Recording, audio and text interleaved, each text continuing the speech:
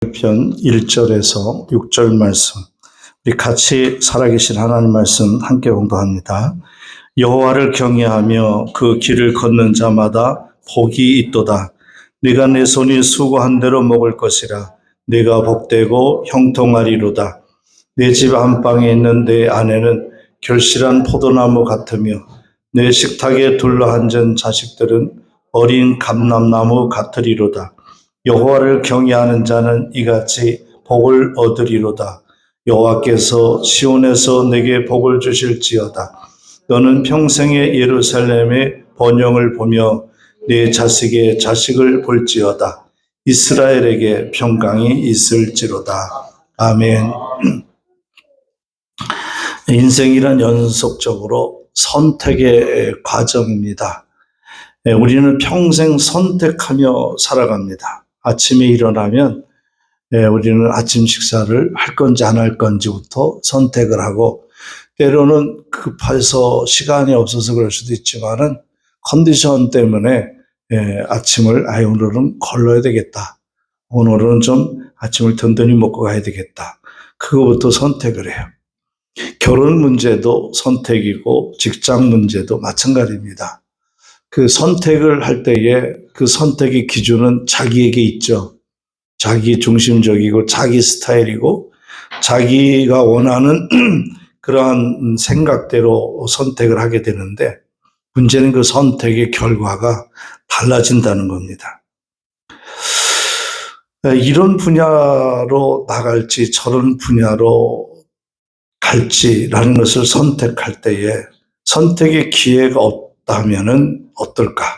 우리가 선택의 기회가 없다. 결혼도 부모님이 정해진 것에 의해서 그냥 결혼해야 되는 시대가 있었잖아요. 조선시대에. 그리고 음식도 내가 선택하는 게 아니라 집에서는 그냥 아내가, 엄마가 차려준 음식을 먹는 거지. 여보, 오늘은 짬뽕, 나는 짜장면, 아빠가 남편이 막 이런다면 주방은 어떻게 되겠어요? 요리사 주방에 셀프들을 많이 들여다 놓고 셰프를 집어넣고서 대기하고 있어야 될걸요.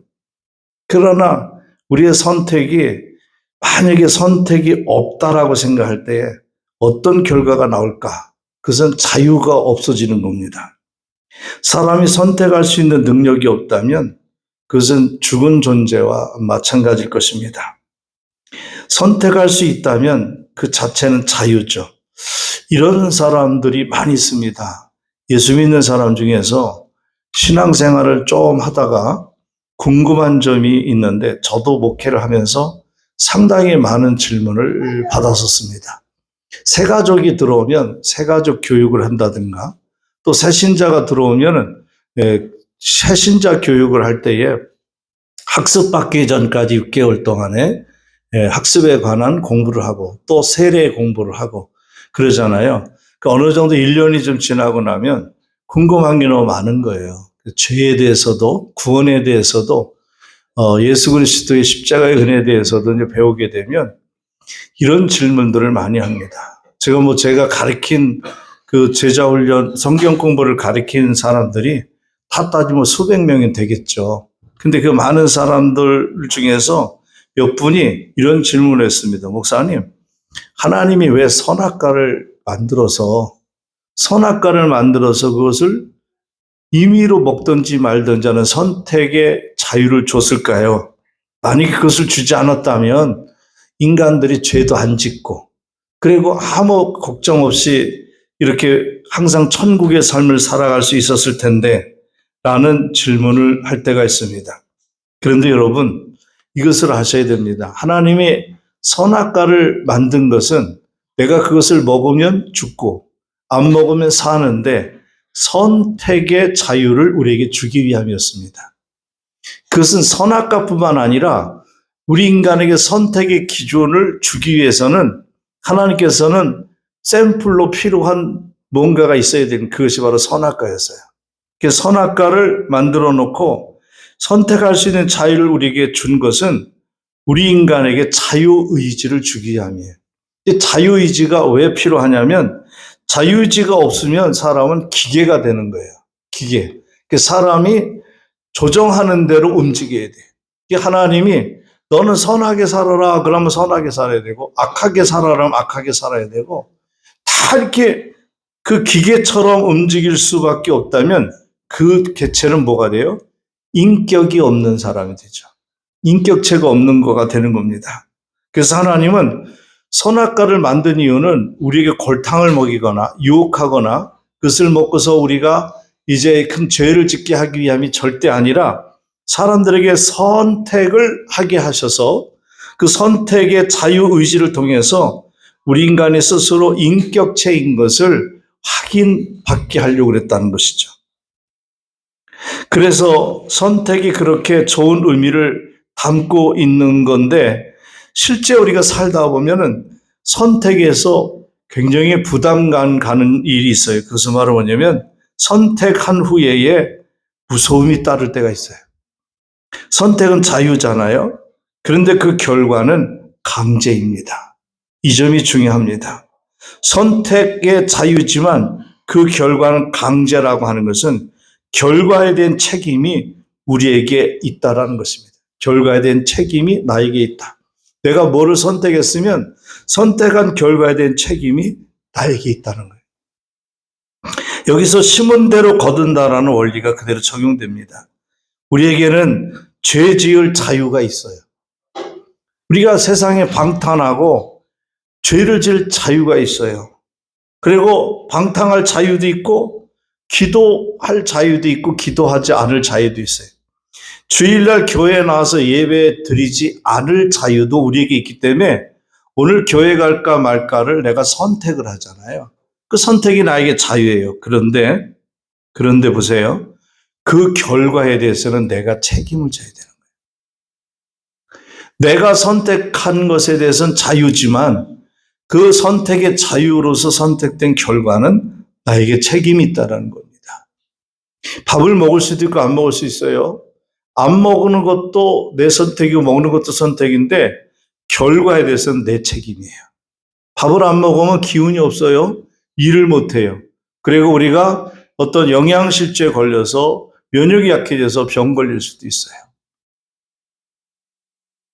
학교를 갈 수도 있고 안 갈 수도 있어요. 공부를 할 수도 있어 안 할 수도 있는 것은 나의 자유의 선택이에요. 그러나 학교를 안 다니고 공부를 안 한 것에 대한 결과는 내가 올곧이 책임을 져야 되는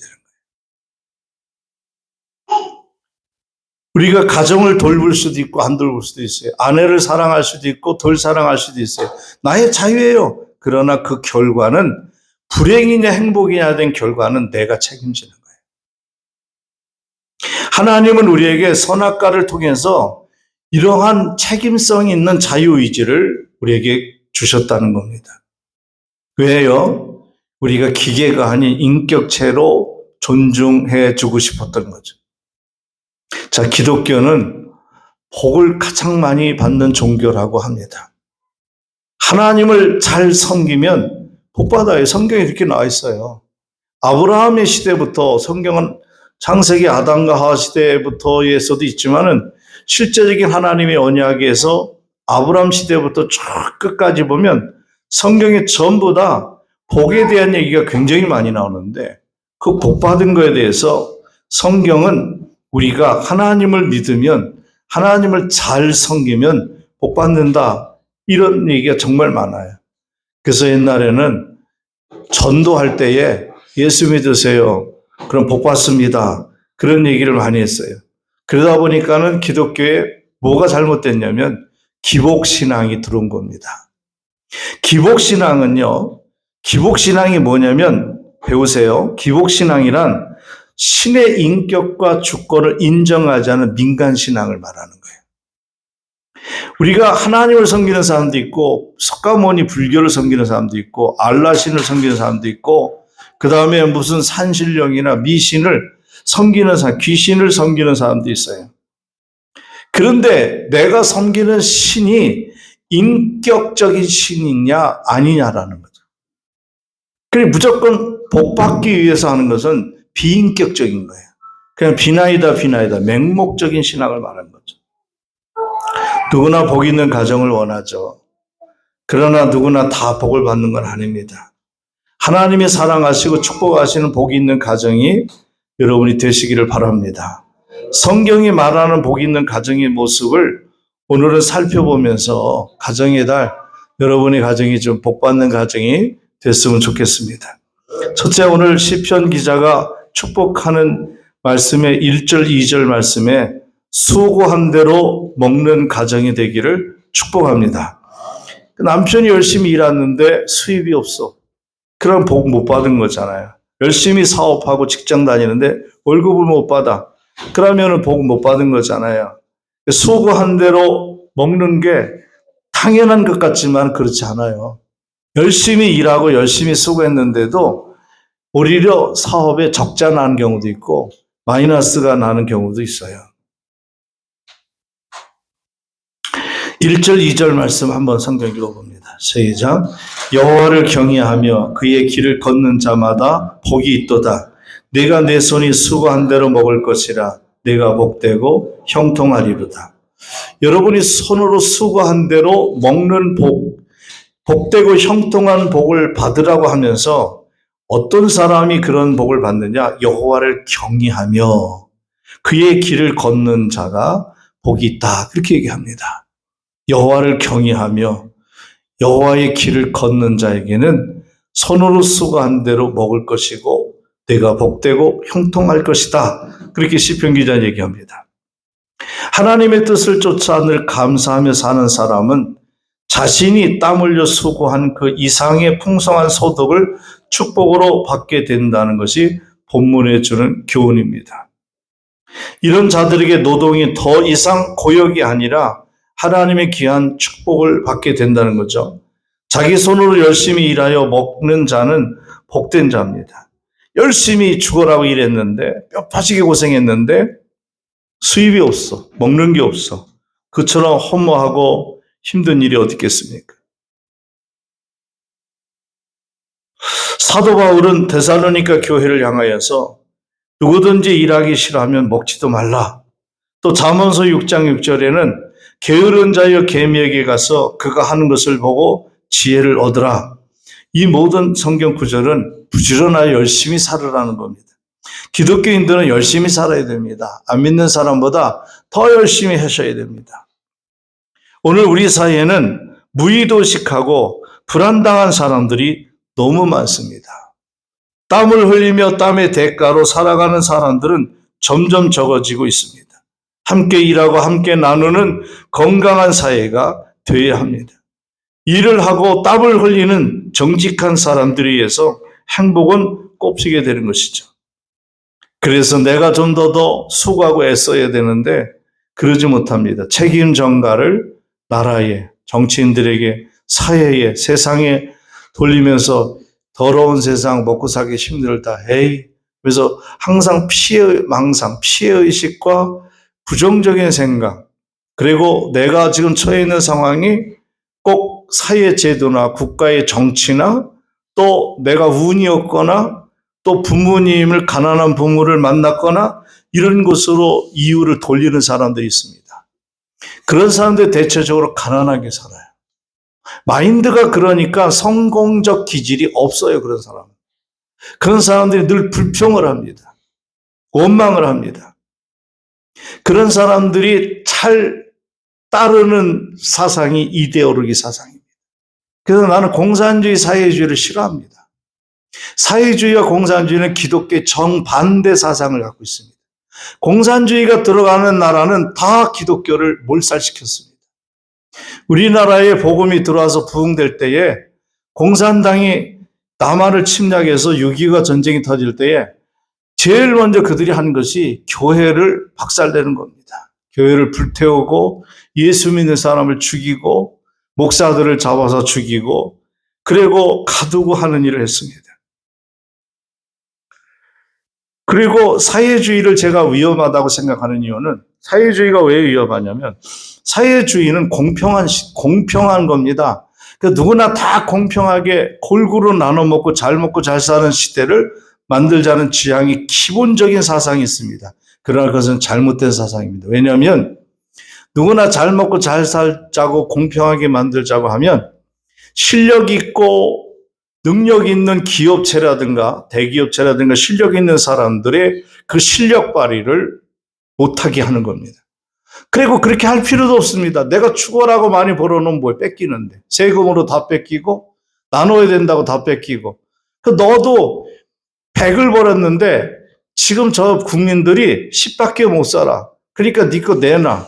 그래 놓고서 30씩 똑같이 나눠갔습니다. 그러면 70이라는 갭이 생기는데 내가 70%를 왜 수고하고 노력하고 고생해야 됩니까? 어차피 나라의 세금으로 다 뺏기는데. 그러다 보면은 열심히 경영하겠다는 사람이 안 생깁니다.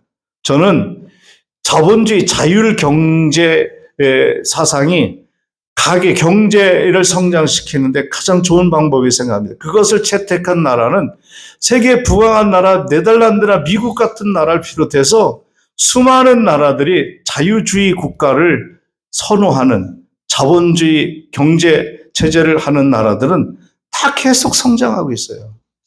GDP도 GNP도요. 저도 연구 많이 했습니다. 저도 대학에서 4년 동안 그래도 경제학을 공부했잖아요. 경제학을 공부하는데 여러분들 몰랐죠? 제가 경제학 공부하는 4년제 대학 경제학과를 나왔어요. 제가 거기서 매일 공부하는 게 그런 것들이에요. 가시경제, 근시경제, 거시경제, 수요와 수차에 대한 그걸 쭉 보면은 그런 거예요.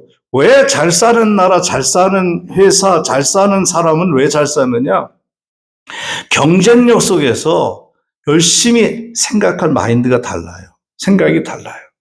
근데 문제는 자기 먼저 혼자 자기만 잘 먹고 잘 살자고 하는 그런 태도가 잘못된 거죠. 물론 그것은 잘못된 거예요. 사회를 환원하고 섬기고 하는 건 잘못된 거예요. 그러나 그것은 교육을 통해서 깨달음을 주고 그리고 우리가 스스로 그것을 터득해서 깨달아 실천하게 하지 않고 제도화시키고 정치적으로 제도화시키면요 100% 반감을 해요. 반감이 있으면 그것을 따르질 않아요. 그러면 기업도 망가지는 거예요. 여러분 사회주의가 좋다고 해서 채택한 나라들이 전 세계를 다 보세요. 저는 세계사도 공부했는데 전 세계 나라를 조사해 보면 사회주의 채택한 나라는 다 망했어요. 다 못 살아요. 세상에 지금 전 세계 사회주의를 채택한 나라가 몇 개 없어요. 몇 개 없어요. 유럽에도요, 헝가리 같은, 여러분 사회주의를 채택한 유럽 나라도 지금 다 우리나라보다 더 못 살아요. 아니, 아시아보다 못 사는 유럽 나라가 있어요. 그리고 그들은 그 거지가 빌어먹는 사람이 굉장히 많아요. 유럽인데 머리도 노랗고 눈도 파랗고 얼굴도 하얗고 키도 크고 분명히 유럽 사람인데 못 살아요. 왜 그래요? 러시아 가보세요. 전 러시아에 가봤는데 블라디보스토크를 갔는데 너무 멋있어요. 사람들이. 여자들도 늘씬하고 얼굴도 하얗고 조그맣고 머리도 남자들도 멋있고 정말 멋있어요. 그런데 그들은 우리나라의 3분의 1밖에 수입이 안 돼. 그들은 보통 우리나라 엘리트라는 사람의 월급이 그들에게 7, 80만 원이에요. 우리는 3, 400만 원 받는데 그들은 4분의 1밖에 안 돼요. 그게 뭐냐? 공산주의, 사회주의를 채택한 나라들은 전부 다 경제적으로 망해버렸어요. 근데 그거를 지금 우리나라가 하려고 하면 안 돼요. 대한민국 하나님 축복한 나라예요. 대한민국 하나님이 축복한 기독교 국가는 철저하게 자유주의 국가예요. 그리고 하나님의 말씀에서 우리가 나라를 섬기고 기도하고 민족 복음화를 위해서 외칠 때에 하나님은 이 나라를 축복해서 세계의 미국 다음으로 선교를 많이 하는 나라를 만들었잖아요. 저는 좌파 우파를 따지지 않아요. 다 나는 그래요. 거기도 나름대로의 설득력이 있고 나름대로의 당위성이 있고 나름대로의 그러한 옳은 일들이 많아요. 그런 거 채택해야죠. 중국 사람들이 얼마나 약했어요. 중국은 정치적으로 경제적으로 공산주의지만 경제는 자본주의를 채택한 특수한 아주 특별한 나라예요. 그래서 지금 중국이 그렇게 경제적으로 막 부강하고 있는 거예요. 자본주의를 채택했더니. 사랑하는 여러분, 갑자기 설교가 이상하게 갔는데 수고한 대로 먹는 것이 성경의 원리예요. 수고하지 않은 사람들이 부자 거 뺏어서 나눠 먹는다. 그리고 백성들에게 국민들에게 얼마씩 나눠준다. 이거 망할 짓이에요. 그렇게 해놓으면 백성들이 사고의식이 일 열심히 안 해도 사는 나라, 그리고 복지가 잘 되고, 그 다음에 백성들에게 한 달에 얼마씩 나눠주는 그런 나라 만들면 좋겠다고 해서 그거 지향하고 추앙하고 그러잖아요. 나라 망할 짓이에요. 절대 하나님의 나라는, 그리고 세계적으로 부강한 성공한 나라들은 그런 사상으로 정치하지 않았어요. 뭐냐? 성경대로, 전 얘기해요. 성경대로. 수고한 대로 먹는 거예요. 수고한 대로 복을 받는 것. 이것이 진리예요. 미국의 메데스타 대학 연구팀이 가족들이 모여서 식사를 하면 각자 따로따로 식사하는 것보다 영양면에서 훨씬 균형 잡힌 식사를 하게 된다고 밝혔습니다. 이는 가족 전체가 모여서 하는 식사일수록 다양한 음식을 충분한 양으로 섭취할 수 있는 반면, 개인이 따로 혼밥을 먹고 사는 사람은 인스턴트 식품에 불충분한 식사를 하는 경우가 많다고 합니다. 제가 학교에서 학생들을 가르치면서, 우리 이제 대학원 학생들이지만은 20대 학생들도 있어요. 그리고 외국에서, 일본에서 그 법대 나왔고, 그 다음에 호주에서 정치학을 나오고, 그 다음에 키르기스탄에서 또 경영학을 배우고, 그런 학생들이 신학을 공부하겠다고 왔어요. 근데 그 젊은 애들 중에서 청년들이 있어요. 청년들. 혼자 사는 애들. 걔들한테 너희들 밥 어떻게 먹고 사냐? 이제 그랬더니 자기들 자취하는데 조리대도 있고 다 있다는 거예요. 불판도 있고. 근데 밥 해 먹니? 그랬더니 아니요. 그래서 왜 안 해 먹어? 그랬더니 외국에서 오래 살다 왔고 한국 문화도 익숙하지 않고 친구도 없으니까 먹는 게 주로 뭐냐면 편의점에 가갖고 컵밥, 그리고 일회용 인스턴트, 컵라면, 그거 매일 하루에 3끼씩 그거 먹는 거야. 그러니 그 애들이 얼마나 성장해야 될 20대 아이들이 얼마나 영양적으로 문제가 되겠어요. 그래서 제가 그 학생들만 하루 카톡을 보냈어요. 교수님이 밥 사줄 테니까 어느 날 저녁 먹자. 4시까지 와. 그랬더니 좋아요. 감사해요. 그리고 모였어요. 그래서 뭐 먹고 싶어? 오늘은 교수님이 먹고 싶은 건 니네 사줄게. 뭐 먹고 싶어? 그랬더니 애들이 고기요. 그러더라고요. 고기요. 그래서 고기를 먹은 지가 오래된 것 같아요. 그래서 고깃집 가서 고기 사 먹였죠. 그래서 얼마나 맛있게 먹는지 몰라요. 그래서 제가 생각한 겁니다. 1인 가구 시대가 많이 들고 있어요. 노인들도 독거노인이 있고, 그분들이 먹는 음식이, 식사가 혼자 먹으니까 책임감이 없는 식탁을 만드는 거예요. 책임감이 없어요. 그래서 책임감이 나한테도 있어야 되는데 상대한테만 예의를 갖출 줄 알지 자기 자신에 대해서는 예의를 갖추지 못하는 사람이 많이 있어요. 죄송합니다. 제가 밖에서 일하다가 돈을 좀 활동비가 들어와서 제가 많았어요. 많아서 집사람한테 여보 나 양복이 하나, 여름 양복이 하는데 오래 10년 넘었더니 엉덩이가 터져가지고 해져서 이거 수리가 안 돼요. 그래서 한 벌 갖고는 안 될 것 같아서 지난주에 입었던 양복인데 양복을 하나 사러 가자. 그래서 집사람하고 양복을 사러 갔습니다. 굉장히 비싼 거 샀어요. 내가 그랬어요. 이거 내가 죽을 때까지 입을게 그랬어요. 내가 죽을 때까지. 왜냐하면 저 양복을 그만 입을 때 되면 은퇴할 거니까 그때는 양복 안 입으면 되지 뭐. 죽을 때까지 입을 거야. 그러니까 죽을 때까지 입을 마지막 여름 양복이라 생각하고 비싼 거 살 거야. 진짜 비싼 거 샀어요. 삼성물산에서 나온 거. 제일 비싼 거 샀어요. 그리고 저는 그것을 입고 집에 와서 한번 입어보고 제가 거울 보고 제 자신을 이렇게 안아줬어요. 그러면서 내가 뭘 했는지 아세요? 거울을 보고 영설아 잘했어. 그래서 잘했어. 내가 나한테 선물한 거예요. 내가 나를 위해서 해본 거예요. 제가 얘기하는 건 바로 뭐냐면 자기 자신에게도 예의를 갖춰라. 자기 자신도 소중히 여겨라. 혼자 사는 사람 대충 막 살아요. 잠자는 질도 나빠지고 먹는 것도 그냥 대충 먹고 그러면 안 돼요. 내가 가족이 있으면 가족을 위해서 이렇게 하겠죠. 근데 그렇게 안 하니까 결국 뭐가 돼요? 자꾸 내 맘대로 살다 보니까 그냥 대충 끼니 때우거나 그냥 건너뛰거나 그럴 때가 많이 있어요. 이 연구팀에 의하면 특히 가족들이 모여서 식사하는 경우 현대인에게 부족하기 쉬운 과일, 채소류 섭취가 크게 늘어나고 있다고 합니다.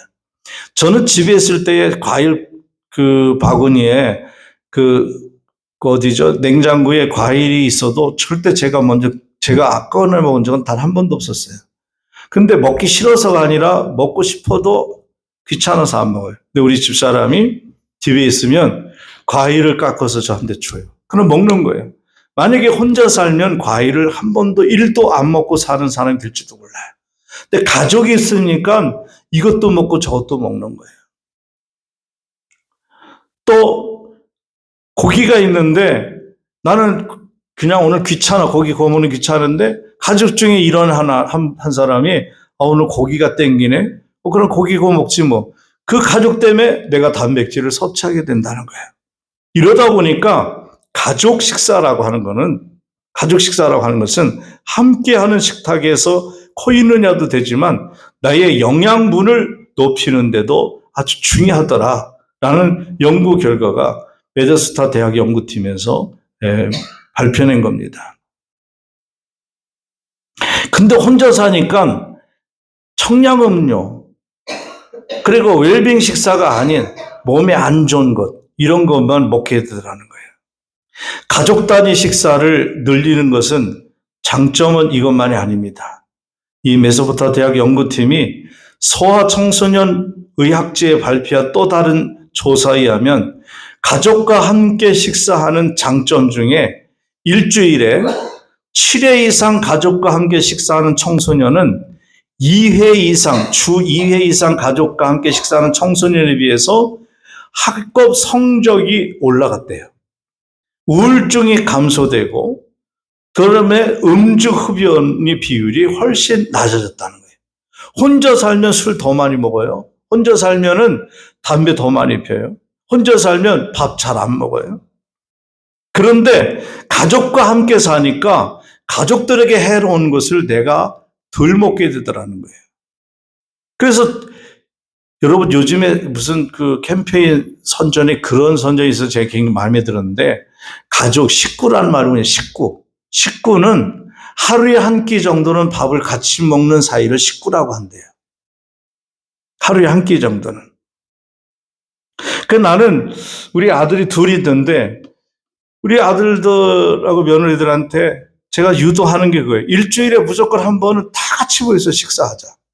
그것이 외식이든 집에서 먹든 아들네 집에서 먹든 우리 아들네 집에서도 며느리가 밥 잘해줘요. 그래서 가서 먹기도 해요.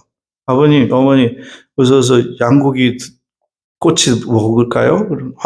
그래 먹자. 그래 가서 먹기도 하고 우리 집에서 먹고 또 나가서 사 먹기도 하고 이게 왜 중요하냐면 식구라는 말이 함께 식사하는 사람이란 뜻이잖아요. 이게 굉장히 중요한 부분이에요.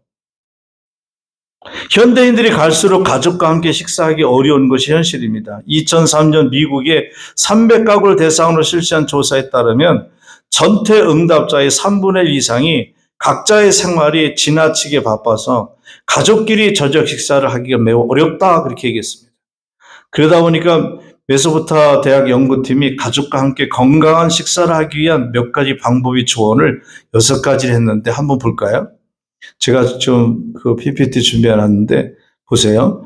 일주일 단위로 일주일에 한 번 이상은 가족끼리 함께 식사하는 횟수를 미리 정하고 지키자.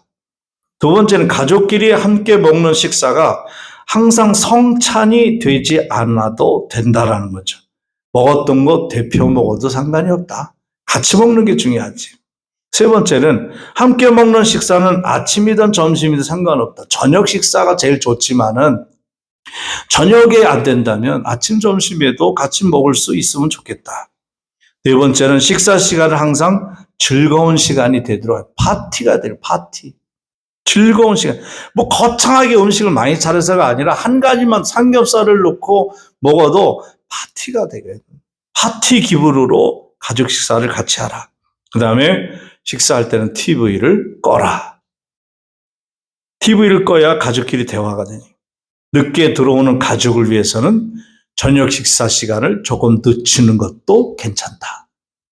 그 얘기예요. 여러분, 복 있는 가정이 되기를 원합니까?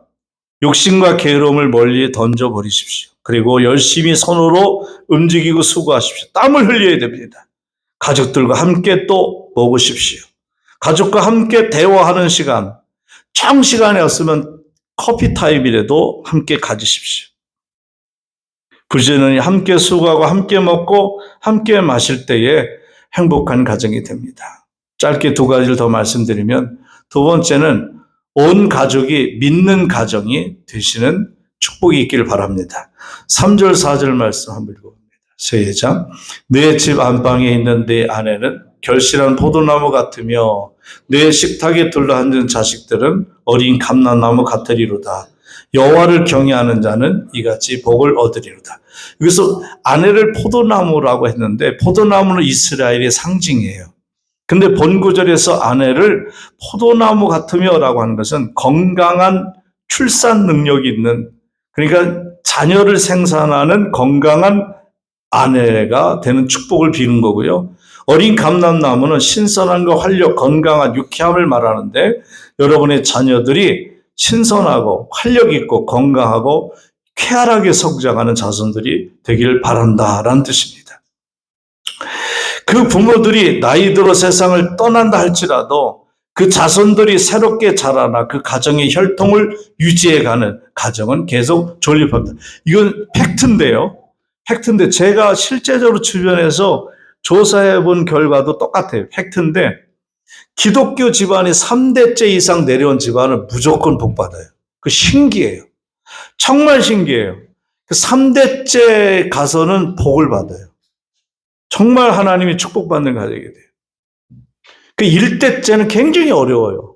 영적인 싸움도 많고 핍박도 있지만은 아주 힘들고 어려운 일들이 굉장히 집안에 많이 생겨요. 근데 3대째 되면 할아버지, 아버지, 아들, 이게 3대, 4대 이렇게 되는 집안에 기독교 가정은 정말 복받고 엘리트 가정들이 굉장히 많았어요. 여러분의 가정이 가문이 그런 가정들이 되시기를 바랍니다. 그렇기 때문에 온 가족이 하나님을 잘 믿는 가정이 되는 게 축복받는 비결입니다. 시편 기자는 다정하고 행복한 가정 생활이 하나님의 축복임을 알려주고 있습니다. 온 가족이 하나님을 믿는 믿음의 가정이 복 있는 가정입니다. 그 다음에 마지막 세 번째로는 교회를 언제나 사랑하는 가정이 되시기를 축복합니다. 5절 6절 읽어봅니다. 시작. 여호와께서 시온에서 내게 복을 주실지어다. 너는 평생의 예루살렘의 번영을 보며 네 자식의 자식을 볼지어다. 이스라엘에게 평강이 있을지로다. 모든 복은 하나님으로부터 오는 거예요. 시온과 예루살렘과 이스라엘의 복의 근원은 하나님이에요. 여러분 그거 아세요? 열심히 살면요 돈 벌 수 있어요. 부자가 될 수 있어요. 근데 그 돈이 부자 된 것이 나를 위해서 자식을 위해서 쓰면 축복인데 내가 쓰지 못하고 잃어버리는 경우가 있어요. 부도 나서 잃어버리고 도둑 맞아서 잃어버리고 더 지독한 것은 뭐냐면 돈을 벌었어. 많이 벌었어. 축복을 받았는 줄 알았더니 나와 내 가족을 위해서 쓰긴 썼는데 병 걸려서 치료비로 썼어. 그럼 그게 축복이에요? 그건 복이 아니잖아요. 정말 복은 말은 무슨 복이냐면 하나님이 나를 기쁘게 해주는 것이 제일 복이에요. 그러니까 부자가 되고 돈이 많은 게 복이 아니라 하나님이 준 것 갖고 사는 게 복이라고요. 이걸 알아야 돼요. 우리는요 물질이 오면 나에게서 나가요. 나가는데 어떻게 나가느냐. 어떤 사람 어려운 사람을 돕기 위해서 내 몸에서 뭐 돈이 나가게 돼요. 어떤 사람 누구를 대접하기 위해서 돈이 나가게 돼요.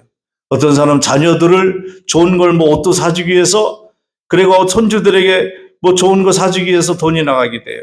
그런데 어떤 사람은 교통사고 나서 남이 차를 차가지고서 돈 나가고 그리고 몸이 아파서 돈 나가고 가족 중에 다쳐서 돈 나가고 돈은 왔다가 나가게 돼 있어요. 진짜 복은 바로 뭐냐면 나가지 않는 돈이 나에게 준 것인데 그것이 원래 하나님이 준 거예요. 그걸 여러분이 잘 가지고 누리는 사람이 진짜 복 받는 사람이에요. 시편 기자는 축복의 기반이 개인의 경건에 있지만은 축복의 범위는 하나님의 보좌가 있는 시온과 연결되어 있다. 그래서 가정의 행복은 예루살렘의 번영과 불가분의 관계다라고 한 거예요. 예루살렘은 오늘 뭘 말한 거예요? 교회를 말한 거예요. 그래서 축복받은 사람이 오늘 시편 기자가 세 번째 5절 6절에서 교회를 사랑하는 가정이 복을 받는다라고 얘기한 거예요. 경건한 하나님의 백성들은 자신에게 주어진 축복을 초월하여 하나님의 교회가 형통하고 평안하기를 바라게 됩니다. 하나님께서는 성도들의 소원을 들어주시고 이스라엘의 대대로 평강과 축복을 누리도록 하십니다. 시온과 예루살렘과 이스라엘은 성경에 나온 이 단어는 오늘날 교회를 의미합니다. 성도는 하나님을 사랑하고 교회를 사랑해야 됩니다. 주님의 핏값으로 사신 교회를 사랑하는 게 예수님 사랑하는 거고 예수님 사랑하면 주님으로부터 복을 받죠. 탈무드에 이런 내용이 있어서 한 가지 소개할게요. 이 이야기는 한 가지에 집중하는 것이 중요한 것이라는 것을 교훈해 준 얘기인데요. 어떤 부자가 죽게 되었는데 부자가 죽게 됐대요. 근데 그 재산이 너무 많은 거야. 근데 재산을 물려주려고 하는 아들이 마침 좀 떠나서 살고 있었어요. 자기는 죽어가는데 아들을 불러서 오라고 할 시간이 요즘 같으면 전화하면 되는데 옛날에는 그게 없었잖아요. 사람이 인편으로 갔다 와야 되는데 며칠 걸리는 거예요. 근데 이 아버지가 이제 죽게 된 거예요. 그러니까 재산을 유언을 남겨야 되는데 아들한테 물려주고 싶은데 줄 수 있는 방법이 없어요. 근데 가까이 있는 사람은 머슴이었어요. 부자는 자신이 그냥 죽어버리면 모든 재산이 종이 다 훔쳐갈 것이라는 생각을 했습니다. 아마 그다지 충성스럽지 않은 종이었던 모양이에요. 그래서 죽어가면서 머리를 써서 유언을 남긴 거예요. 종한테. 여러분 잘 들어보세요. 재미있어요. 부자는 종에게 이렇게 유언했습니다. 나의 이 모든 재산을 너에게 주겠다. 그 누가 가진 거예요? 종이 가진 거예요. 이 아버지가 노망 들은 게 아니에요. 계속 이어서 들어보면 종은 매우 놀랐습니다. 근데 이 주인이 내 재산을 다 너에게 주겠다. 그러면서 단 조건이 하나 있다. 이게 뭐냐면 내 아들도 살아야 하니까 내 재산 중에 한 가지만 내 아들에게 줘라. 그랬어요. 잘 들어보세요. 내 재산을 다 너에게 주겠다. 종한테 줬어. 그런데 이 주인이 아버지가 종한테 그랬어요. 근데 내 아들도 살아야 되니까, 먹고 살아야 되니까 한 가지만 들어다오 그랬더니 주인님 내 한 가지 꼭 지키겠습니다. 뭔지 얘기해 주세요. 그랬더니 이 주인이 뭐라 하냐면 내 재산 중에 한 가지만 내 아들에게 줘라 그랬어요. 한 가지만 달라 했어요. 그러니까 이 종이 이 많은 재산 중에 한 가지만 주는 건데 뭐 이거 하나 주는 건데 뭐 아이고 제가 약속 지키겠습니다. 서약 각서를 썼어요. 종이 신이 나서 모든 사람을 불러다 놓고 이 사실을 통보했습니다. 이제 모든 것은 다 내 겁니다. 라고 했어요. 증인들을 세운 거죠. 그리고 마지막으로 주인이 아들에게 말했습니다. 주인님이 당신에게 한 가지 주라고 했는데 한 가지 선택하세요. 그거 내 줄 테니까. 어떤 거 가질래요? 그랬어요. 아들이 아버지가 이러지 않을 텐데 아버지가 이렇게 엉뚱한 선택을 하지 않았을 텐데 아버지가 이 충성스럽지 못한 종에게 재산을 다 물려줄 피치 못할 이유가 있을 것이라고 직감하고 아들이 선택한 게 뭔지 아세요? 그렇죠. 나는 너를 갖겠다. 그랬어요. 그 종을 갖겠다는 거예요. 종을 가지니까 어떻게 된 거예요? 종이 가진 재산이 다 도로 아들 거가 된 거예요.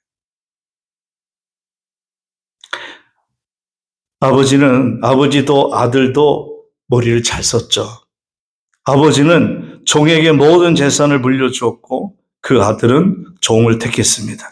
이것이 바로 집중력의 능력이라고 탈무드는 가르쳐주고 있습니다. 우리가 이 땅에 살아갈 때도 마찬가지입니다. 집중하면 나머지는 얻게 돼 있습니다. 따라서 이 땅에 가장 지혜로운 사람은 사명자로 살아가는 겁니다. 주님을 위해서 죽도록 충성하라. 그럼 생명의 멸류관을 너에게 주리라 하셨습니다. 하나님을 사랑하시고 교회를 사랑할 때에 필요한 모든 것을 더해 주신다고 하는 겁니다. 하나님은 가정과 가족들에게 최고의 복을 주십니다. 교회를 더욱 사랑하는 가정과 성도가 더 많아지기를 바랍니다. 오늘 셋째 주 가정주일 달을 맞이해서 셋째 주일 설교를 마칩니다. 사랑하는 한우리 가족 여러분, 여러분의 가정이 최고의 복이 있는 가정이 되기를 나는 축복합니다. 그러기 위해서는 오늘 시편 기자가 한 1, 2절 수고한 대로 먹는 가정이 되기를 축복합니다. 3, 4절 온 가족이 예수 믿는 가족이 되기를 축복합니다. 5, 6절 교회를 언제나 사랑하는 가정이 되기를 축복합니다. 하나님의 축복이 자녀와 부모, 여러분 가정에 충만하기를 축원드립니다.